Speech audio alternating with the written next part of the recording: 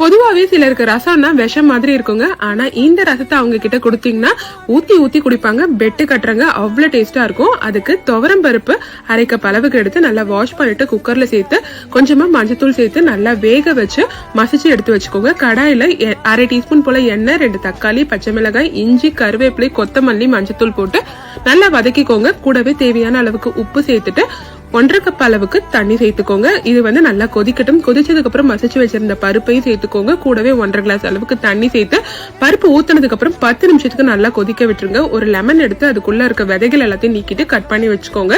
இந்த அளவுக்கு நல்லா கொதிச்சதும் ஸ்டவ் ஆஃப் பண்ணிட்டு லெமனை பிழிஞ்சு விட்டுருங்க. இப்ப இதுக்கு ஒரு தாளிப்பு கொடுக்கலாம். தாளிப்பு கடாயில 2 டீஸ்பூன் நெய் இல்லைன்னா எண்ணெய் சேர்த்துக்கோங்க. கடுகு, சீரகம், வரமிளகாய், கருவேப்பிலை, பெருங்காயத்தூள், கடைசியா மிளகு தட்டி சேர்த்துக்கோங்க. இந்த தாளிப்பை ரசத்தோட சேர்த்துட்டு கொஞ்சமா கொத்தமல்லியை தூவி இறக்கி சாப்பிட்டு பாருங்க. வேற லெவல் டேஸ்ட்டுங்க.